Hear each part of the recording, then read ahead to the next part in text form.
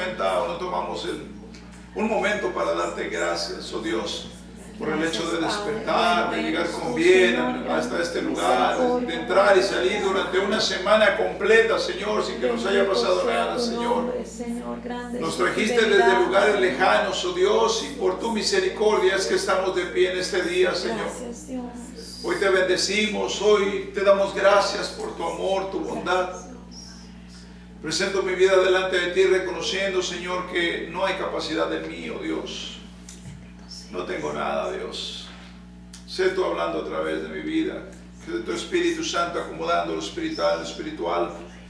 Que todo aquello que no provenga de ti, Padre, cancélalo en el nombre de Jesús. Que solamente sea la voz de tu Espíritu hablando en los corazones. Bendecimos a los pastores donde quiera que estén y te damos gloria en el nombre de Jesús. Amén y amén. Puede tomar asiento, mi hermano, mi hermana, todos somos de casa, ¿verdad? Hoy tenemos clase, ¿no hay clase? ¿Sí hay clase? Sí, oh, amén, amén, amén. Bendito Dios. Entonces pasen los niños con su maestra, por favor. No se me escondan.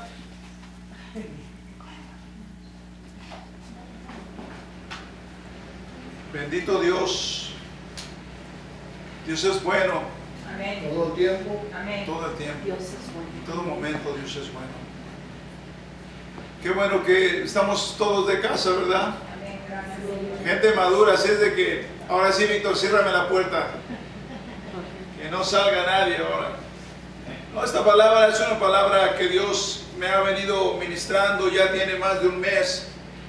Y es la continuación, se pudiera decir, de la palabra que Dios me permitió hace 15 días. Y como hacer un pequeño recuento de lo que predicábamos hace 15 días es de que la palabra de Dios es poder, la palabra de Dios es poderosa y a través de la Biblia sabemos que por la palabra de Dios se constituyó el universo. De modo que lo que se ve fue hecho de lo que no se veía. El Señor dijo y existió. También entendemos que por esa palabra poderosa de Dios nosotros nacimos de nuevo y fuimos recibidos y nos dio una herencia eterna a través de esa palabra. También entendimos que esa palabra se hizo carne en la persona de Jesucristo y que caminó entre nosotros. También habíamos platicado y habíamos dicho de que en aquellos tiempos de Jesús la palabra estaba secuestrada por los religiosos de aquel tiempo, los escribas y los fariseos. Pero que cuando llegó Jesús, entonces Él sacó la palabra de donde la tenían y la llevó a la playa, a la montaña, a las plazas, a los campos, a las veredas. Y en todo tiempo, y fue y predicaba, y Él empezó a enseñar el poder que había en la palabra, comenzó a enseñar el espíritu de la palabra. Pero que era triste y lamentable que en nuestros días, aun teniendo abundancia de palabra, la iglesia se vea una iglesia débil, que no está realmente siendo transformada por el poder de la palabra. Y es porque nos hemos acostumbrado a verla y a leerla y a tenerla en todo lugar. Aún decoramos ahora en nuestras casas con versículos bíblicos. Pero si nosotros ignoramos al espíritu de la palabra, esa palabra no hace efecto en nuestras vidas. La palabra tiene que estar acompañada de la presencia del Espíritu Santo, que fue el que la inspiró. Nosotros tenemos que tener una armonía con el Espíritu para que esa palabra entonces se haga vida en nosotros. Es triste y lamentable de que ya no le damos la debida reverencia, ya no le estamos dando la debida atención que debemos a la palabra de Dios, porque esta palabra es poderosa en sí. Pero cuando ya me habitué a verla, nos damos cuenta entonces de que el Señor Jesús la sacó y enseñó el amor y la misericordia de Dios a través de la palabra, pero jamás la hizo popular y no la hizo común. Nosotros la hemos hecho popular, nosotros la comercializamos, nosotros la leemos, la vemos, la escuchamos y toda clase de formatos, pero si no está el Espíritu de Dios, que fue el que la inspiró en ella, ya no está haciendo ningún efecto en nuestras vidas. Y todo esto es consecuencia de que hemos perdido el temor a Dios. Y es de lo que vamos a hablar el día de hoy. El temor a Dios. Hace tiempo comentaba aquí a los hermanos de que cuando era niño yo iba a la casa de mi abuelita y yo siempre veía un cuadro que había 3 viejitos sentados sobre una nube. Y yo le preguntaba a mi abuelita, y bueno, ¿y quiénes son esos viejitos que están ahí? Yo pensaba, dije, pues uno niño piensa que a lo mejor son familiares, ¿verdad? Tú no sabes. Y entonces me dijo que ese era Dios. Dice, y si te portas mal y no obedeces a tus padres, te va a castigar y te va a mandar al infierno. Ay, cuando yo recibí eso, cuando yo escuché eso, yo le digo que cuando yo venía a la casa de mi abuela, yo pasaba rapidito por ese pasillo. Yo no quería voltear a ver a los viejitos porque yo les tenía miedo. Sin embargo, cuando fui creciendo, aprendí a vivir con ese miedo. Porque ese miedo que sentí de niño no evitó que yo fuera travieso, que fuera desobediente y mala cabeza. Así es que si piensa que el niño mío es travieso por culpa de mi esposa, no, es por culpa mía. De manera, hermano, que es algo curioso porque a pesar de que tenía miedo por lo que me habían dicho, yo seguía viviendo como a mí me daba la gana. Y crecí y me hice adulto, y cuando crecí, un día decidí, mire qué torpeza, que Dios no existía. Entonces me volví ateo. Ya ignoré a Dios, total, yo vivo mi vida como quiera, Dios no existe y seguimos adelante. Sin embargo, ese Dios que según yo no existía, un día tuvo misericordia de mí y se acercó a mí y me levantó del fango, me sacó de la inmundicia, me redimió a través de Jesucristo. Y los resultados son obvios. Estoy un domingo en la mañana predicando de Dios que según yo no existía. Este proceso me dejó grandes enseñanzas, hermano. Y una de ellas es de que cuando era niño, aunque sentía miedo al pensar en Dios, aprendí a vivir con ese miedo, y eso no evitó que yo siguiera mi mal camino. Es como, por ejemplo, mire, ahorita que estaba en guerra Israel, que ellos salen y se levantan todos los días a hacer sus actividades normales. Se levantan, van al supermercado, van a la escuela y van al trabajo. Pero si ellos en medio del camino escuchan la sirena, enseguida corren a los lugares de refugio. Por allá escuchan el misil que explota, ¡pum! Y entonces ya pasa, ya salen otra vez y continúan sus actividades. Vuelvan a ir a la escuela, vuelvan a ir al trabajo, vuelvan a ir al supermercado. ¿Por qué? Porque han aprendido a vivir con el miedo. Ellos saben que tal vez no van a regresar, pero el miedo no es suficientemente fuerte como para quedarse en casa. El miedo, ellos aprendieron a vivir con ese miedo y pueden entonces salir y hacer sus cosas. Vamos a la palabra, por favor, al libro de Éxodo, en el capítulo 20. Y aquí vamos a ver cuando el Señor, Dios Todopoderoso, le da los 10 mandamientos al pueblo de Israel. Y entonces, cuando ya le da los 10 mandamientos, a partir del versículo 18 nos narra una escena que es muy impactante. Y la palabra de Dios se lee en el nombre de Jesús con la dirección de su Santo Espíritu y dice así. El título dice: el terror del pueblo. Todo el pueblo observaba el estruendo y los relámpagos y el sonido de la bocina y el monte que humeaba, y viéndolo el pueblo temblaron y se pusieron de lejos. Y dijeron: Moisés, habla tú con nosotros y nosotros oiremos, pero no hable Dios con nosotros para que no muramos. Y Moisés respondió al pueblo: no temáis, porque para probaros vino Dios y para que su temor esté delante de vosotros, para que no pequéis. Entonces el pueblo estuvo a lo lejos y Moisés se acercó a la oscuridad en la cual estaba Dios. Este es un pasaje muy poderoso, mi hermano. El Señor acaba de declararle los 10 mandamientos. Ellos acaban de escuchar la voz audible de Dios y ellos están pero paniqueados, están temblando, están aterrorizados, porque la palabra de Dios entraba y cortaba y exaltaba todo lo malo que había en la persona, y ellos no querían escuchar a Dios. No, Moisés, mejor que te hable a ti, al fin tú al cabo ya lo conoces y tú nos dices qué es lo que quiere. Entonces Moisés dice, no, algo que pareciera una contradicción, pero que en realidad no lo es. Mira lo que dice aquí en el versículo 20.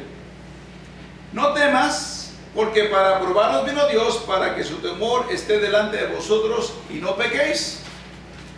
Primero les dice que no teman, y luego les dice que vino el Señor para probarlos y para enseñarles el temor. O sea, no temas o sí temas. O no temas o me viene a enseñar el temor, y aquí no hay ninguna contradicción. Porque lo primero que está diciendo Moisés, el no temas, se refiere a que no tuvieran miedo, a que no tuvieran terror, a que no tuvieran pánico, que era lo que estaba sintiendo el pueblo en ese momento. Pero el temor que Dios estaba poniendo delante de ellos era el temor santo, para que el pueblo supiera que Dios no era cualquier cosa, que Dios no era uno de esos ídolos que ellos conocían en Egipto. Lo que quiere decir, hermano, que aquí en este versículo tenemos dos cosas que son totalmente diferentes: el miedo y el temor a Dios. Y en la Biblia podemos encontrar grandes personajes que vivieron sus vidas con ese temor a Dios, que dejaron huella, que dejaron testimonio de ser hombres y mujeres que temieron a Dios. Pero la gran mayoría que estuvo delante de Dios en aquel tiempo, esa generación que salió de Egipto, toda la cantidad de reyes que usted escucha en Crónicas y en Primera y Segunda de Reyes, todos esos reyes, la gran mayoría hicieron lo malo delante de Dios. Aunque tenían miedo a Dios, aprendieron a vivir con el miedo a Dios, y pareciera contrario, pero ese miedo les permitía vivir como querían, porque el miedo es una emoción. Cuando yo le tengo miedo a Dios, lo que está hablando es mi emoción, no verdaderamente una convicción de saber que realmente Dios me va a hacer algo malo. ¿Por qué? Porque ellos constantemente hacían lo malo delante de Dios. Cuando usted ve su Biblia, por ejemplo, si tiene usted en el teléfono y usted pone la expresión la ira de Jehová, así como es, la ira de Jehová, aparece 6 veces en el Antiguo Testamento nada más. ¿Y sabe qué es? Las 6 veces en contra del pueblo de Dios. ¿Por qué? Porque eran desobedientes, porque eran de dura cerviz, porque no honraban a Dios, porque eran idólatras, porque hacían lo malo delante de Dios. Le tenían temor a Dios, pero ese temor no era suficiente como para cambiar sus caminos. ¿Por qué? Porque ese temor es tan solo una emoción. Y cuando esto pasaba, entonces había consecuencias. ¿Por qué? Porque había disciplina, tanto que hasta nuestros días los judíos están dispersos por esa desobediencia. Quiere decir de que el miedo no alcanzó para mantener una nación segura y justa. Tenían miedo, pero no tenían el temor a Dios. Porque con Dios, hermanos, no se puede jugar. No se puede negociar, no se puede tomar a la ligera las cosas de Dios. No podemos conceptuar a Dios. No podemos pensar que porque vengo a la iglesia entonces yo puedo hacer lo que quiera con Dios.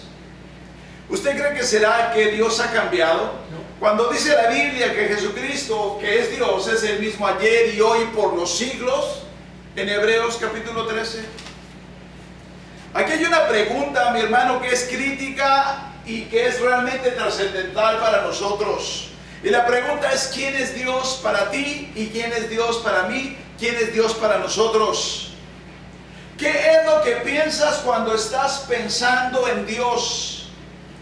Porque la respuesta de esa pregunta nos va a llevar a entender cómo es que estamos viviendo. ¿Estamos viviendo con miedo a Dios o con temor a Dios? El miedo a Dios es una emoción que me hace hacer eclesiásticamente lo que es correcto. Me puedo congregar, puedo escuchar la palabra, puedo venir al templo, listo. Porque eso es lo que yo tengo que hacer. ¿Para qué? Para cumplir con Dios. ¿A dónde fuiste? Te pregunta el domingo. Fui a cumplir con Dios. ¿De verdad fuiste a cumplir con Dios? ¿De verdad fuiste a cumplir con Dios? ¿Por qué? Porque vengo y tengo temor, pero yo sé que estoy viniendo a la iglesia, entonces Dios debe de tomar eso en cuenta para que no me quite el trabajo, para que yo no me enferme, para que mis hijos no se vayan de la casa, para que no me pasen cosas malas y para que aparte de todo eso, yo pueda ir al cielo.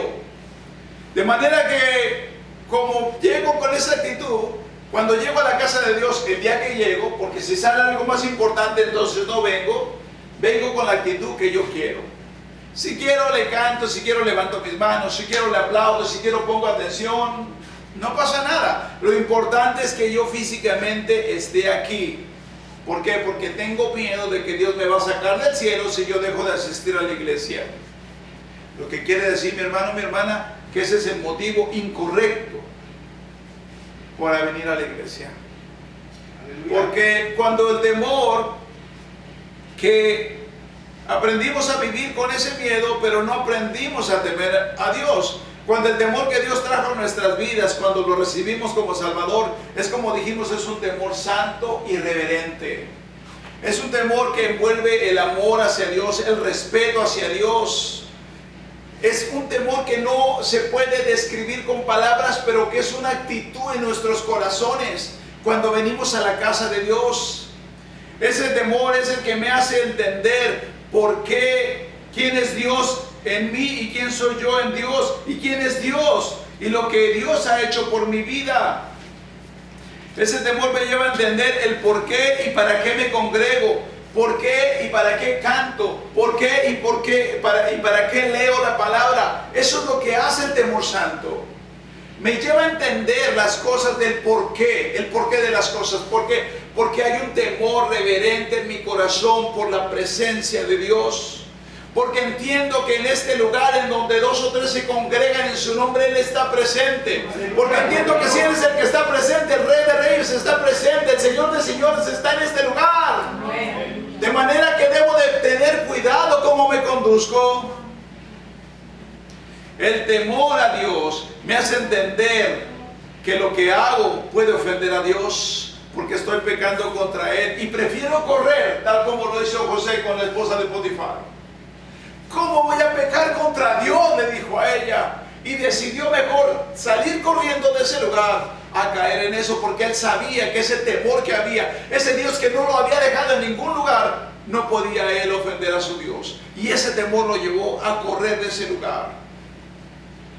El Señor vino a traer ese temor para que nosotros no pequemos, dice la palabra, lo acabamos de decir.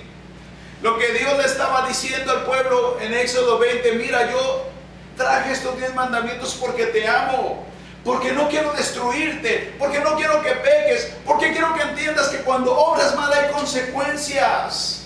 Por eso es que lo estoy trayendo, por eso es que quiero que tú seas mi pueblo santo, escogido, por eso es que estoy hablando a tu corazón, para que tú sepas quién soy yo.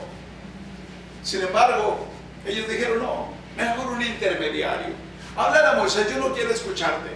¿Por qué? Porque no me gustaba escuchar lo que había dentro de mi corazón, porque no quería dejar lo que había dentro de mi corazón, y prefiero mejor que alguien me hable de Dios y no conocerlo yo a mí mismo. De manera que por eso es que le tengo miedo, pero no le tengo temor. Y el miedo nos hace esclavos de Dios, el temor nos hace hijos, porque usted no quiere ofender a su padre, ¿verdad? Cuando Dios es el centro de nuestro corazón, cuando Cristo es el Señor de nuestras vidas, nos lleva a cuidar nuestras acciones en nuestras vidas. También le digo que esto es algo que es impactante, porque el temor me hace entender que puedo ofender a Dios con mis acciones, con mi silencio, con mis palabras, y que realmente Dios quiere hacer algo en mi vida. Y en Éxodo, mire, cuando usted lee Éxodo 28, a partir del versículo 31 al 36, no vaya para allá si no quiere. Está el Señor Dios Todopoderoso dándole la descripción de los aditamentos de la vestidura del sacerdote. Entonces le está diciendo que en el manto, en la parte de abajo, tiene que ir lleno de campanitas. O sea, una campanita y un adorno, una campanita y un adorno. Y es algo que es algo poderoso, porque miren lo que dice en el versículo 35.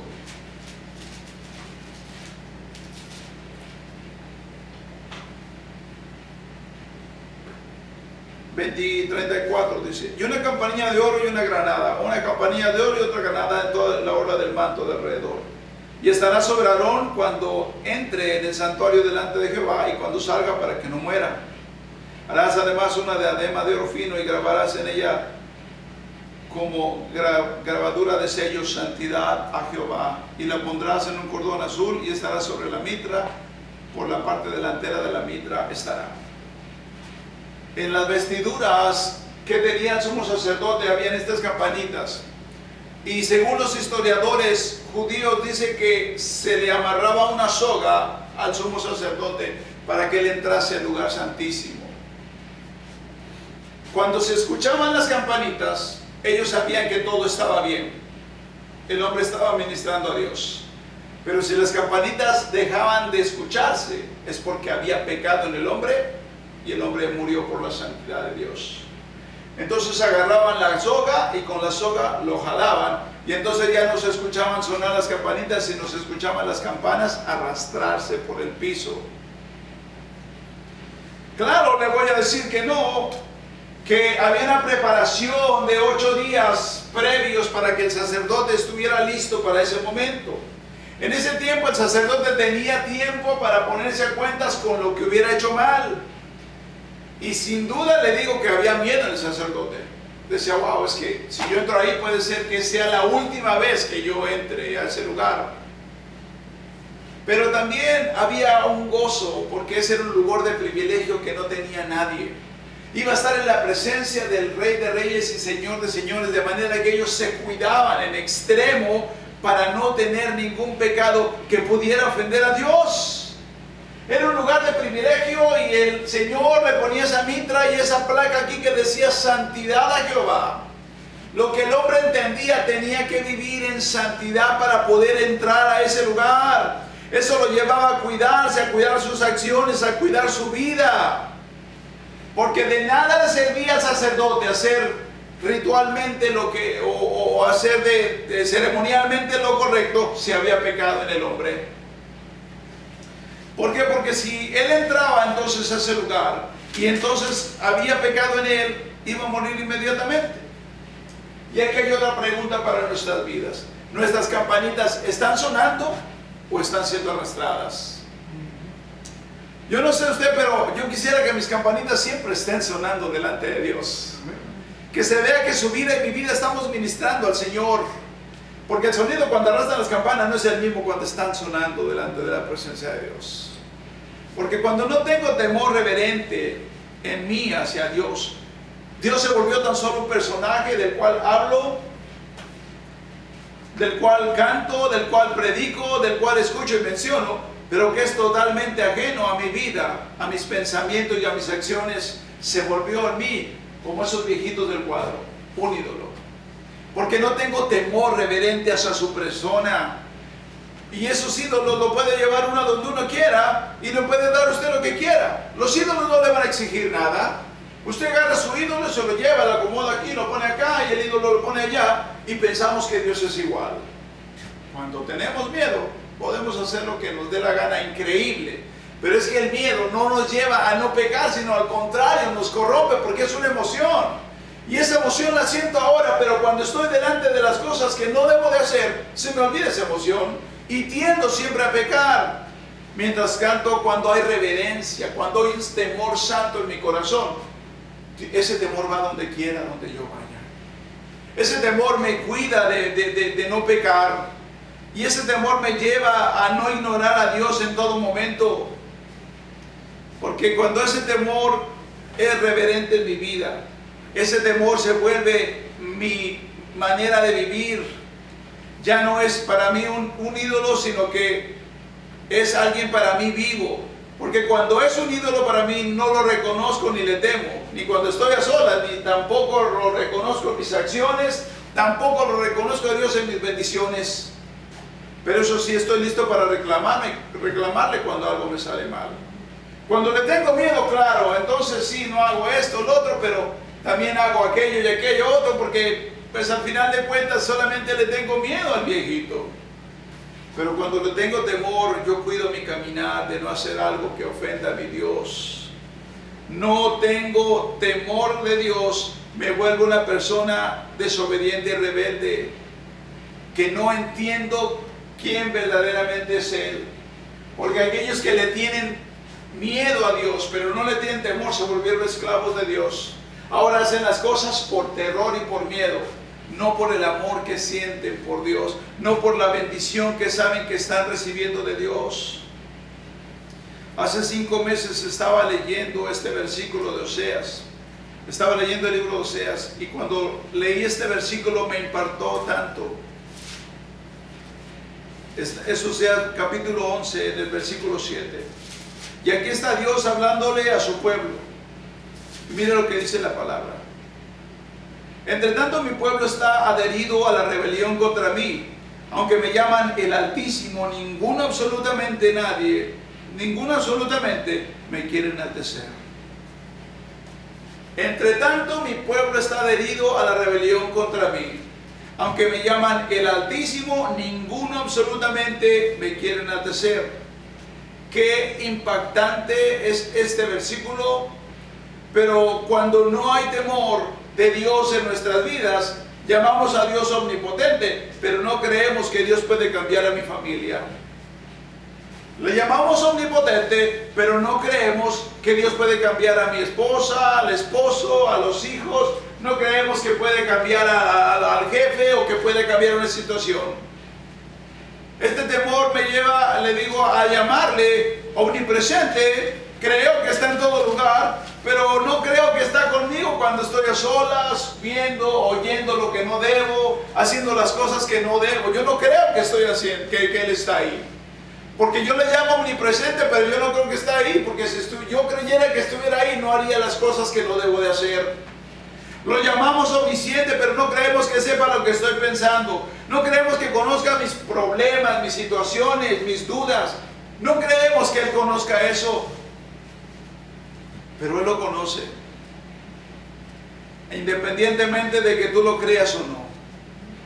Muchas veces para justificarnos, le digo, nos escondemos detrás de la gracia. Pero si no vivimos en el temor de Dios, tampoco entendemos lo que es la gracia de Dios. Y esto se lo doy tal como lo recibí, y no es la primera vez que lo digo, pero uno tiene que dar lo que uno recibe. En la escuela nos enseñan, y aún en las iglesias, que la gracia es el regalo inmerecido de Dios. Y es verdad, eso es así. No lo merecíamos y se nos dio. Pero cuando el Señor me comenzó a hablar de eso, me mostró de que esa gracia no es sola para los cristianos, sino que la gracia de Dios está en todo el mundo. Por eso dice el Señor Jesús de que Dios hace salir el sol sobre buenos y malos, sobre justos e injustos. La gracia de Dios se manifestó desde el momento que Él puso el arco iris en la nube y dijo que no iba a volver a destruir a la humanidad a través del agua. Eso es gracia. ¿Por qué? Porque usted por eso ve que hay gente que es mala y vil y perversa y que viven como quieran y logran tener dinero y pareciera que no les pasa nada. Se mueren en vejez y no hay ningún problema. Porque están bajo la gracia de Dios. Pero cuando nosotros fuimos escogidos, porque dice Juan capítulo 1 versículo 16, que de su plenitud tomamos todos hablando de Jesucristo y gracia sobre gracia. Quiere decir que sobre nosotros se manifestó la gracia sobre la gracia. Dios nos escogió a nosotros y se manifiesta la gracia sobre la gracia. ¿Cómo podemos explicar esto? Mire, de una manera sencilla. Cuando en el capítulo 6 de Génesis el Señor va a destruir la tierra, dice que Noé encontró gracia delante de Dios. Eso es gracia. Dios lo vio y encontró gracia Noé delante de Dios. Por esa gracia el Señor le dijo que construyera un arca. Él construyó el arca. Ahí sigue siendo gracia. La gracia sobre la gracia se demuestra o se pone en aplicación cuando el Señor permite que Noé entre al arca con él y su familia. Eso es gracia sobre gracia. A veces pensamos de que la gracia es la licencia para hacer lo que yo quiera, para vivir de la manera que yo quiera, y eso no es así. Porque si tú vives bajo la ley, vas a cumplir estos mandamientos, vas a cumplir estos otros, vas a fallar con aquellos, o como en la tradición, vamos a hacer los 7 sacramentos, pero ¿sabes qué? Entonces tu salvación va a depender de tus obras, ya no es gracia. Pero cuando estás bajo la gracia de Dios, cuando se manifestó sobre tu vida la gracia sobre la gracia, tenemos que tener cuidado. Porque esa gracia sobre la gracia a ti y a mí no nos costó nada, pero a Dios le costó la vida de su Hijo. De manera que es más delicado, mi hermano, si entendiéramos esto, caminar bajo la gracia de Dios, que bajo la ley o bajo cualquier otra situación. Porque vamos a dar cuentas y no podemos pisotear, dice, que la sangre del Cordero. Esta gracia sobre la gracia es más complicada y es más compromiso delante de Dios. Por eso la importancia de poder entender cuál es el temor santo. Tenemos que entender el temor hacia Dios. Tenemos que pedirle que Dios nos muestre, que tengamos un encuentro con su persona para que podamos entender lo que es el temor de Dios. Porque todo absolutamente nos lleva a Cristo. Mira lo que dice el libro de Isaías en el capítulo 11. Aquí es la profecía acerca de nuestro Señor Jesús. Y comienza entonces a hablar a partir del versículo 1 al 5. Saldrá una vara del tronco de Isaí y un vástago retoñará de sus raíces. Reposará sobre él el espíritu de Jehová, espíritu de sabiduría y de inteligencia, espíritu de consejo, de poder y espíritu de conocimiento y de temor de Jehová. Y hará entender diligente en el temor de Jehová. No juzgará según la vista de sus ojos, ni oirá por lo que oigan sus oídos, sino que juzgará con justicia a los pobres y oirá con equidad a los mansos de la tierra, y herirá a la tierra con la vara de su boca, y con el espíritu de sus labios matará al impío. Y será la justicia cinto de sus lomos, y la fidelidad ceñidor de su cintura. Quiere decir que cuando recibimos a Jesús en el corazón, ese espíritu de temor a Dios está en él. Cuando yo lo recibo, ese espíritu de temor está en mí. Pero tengo que desarrollarlo. ¿Cómo? Con mis acciones, con mi respeto hacia Dios, con mi entendimiento de saber quién es Dios y quién soy yo. Y el poder entonces caminar de esa manera, en ese temor santo y reverente hacia Dios.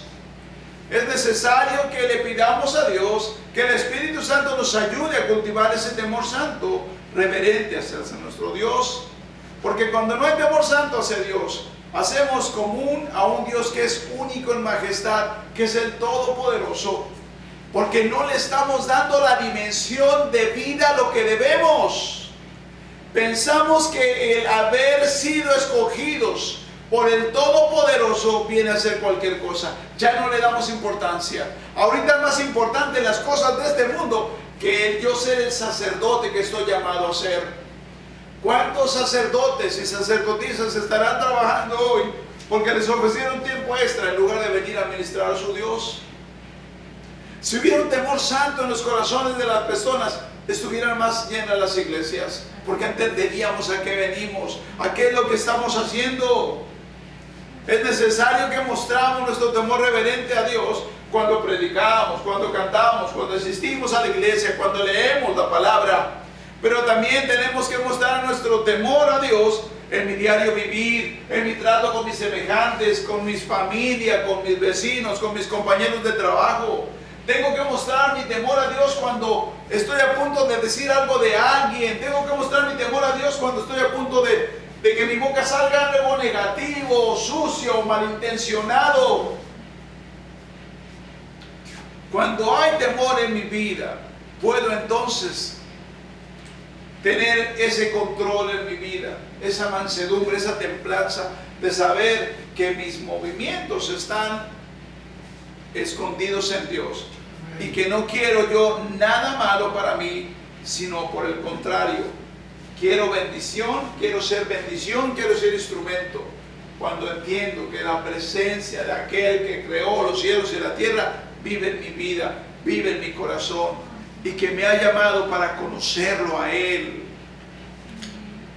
El temor de Dios se traduce en obediencia. Si usted tiene miedo, va a ser usted desobediente. Pero si usted teme a Dios, usted va a ser obediente, porque será su delicia complacer a su Padre Celestial. Mientras tengamos miedo, porque como le comenté, el miedo se nos olvida en un ratito y no nos impide hacer las cosas malas, porque sentimos miedo, pero es una emoción. De manera que cuando me volteo y está algo malo para hacer, si voy a hacer algo malo, lo hago. ¿Por qué? Porque esa emoción pasa. Pero cuando está el temor reverente, está en nuestros corazones, en nuestro espíritu. Y eso nos lleva a conducirnos de una manera santa delante de Dios. Para terminar, vamos por favor al Salmo 139. Aquí está el rey David hablando y diciendo unas cosas poderosas acerca de Dios. Comienza a hablar acerca de su omnipresencia, omnisciencia, y comienza entonces a decir que a dónde va a oír del Espíritu de Él. Y cuando ya llega entonces al final, Él comienza a decir algo que es poderoso en el versículo 23 y 24. Examíname, oh Dios, y conoce mi corazón. Pruébame y conoce mis pensamientos. Y ve si hay en mí camino de perversidad y guíame en el camino eterno. Pidamos a Dios, hermano o hermana, puede ponerse de pie, vamos a entregar este tiempo. Que Dios examine y escudriñe nuestro corazón y que vea si hay en nuestras vidas camino de perversidad y que nos guíe en el camino eterno. Que sea Dios glorificado en nuestras vidas y en nuestros corazones, sabiendo que las cosas que Dios ha colocado en nuestra vida son cosas eternas,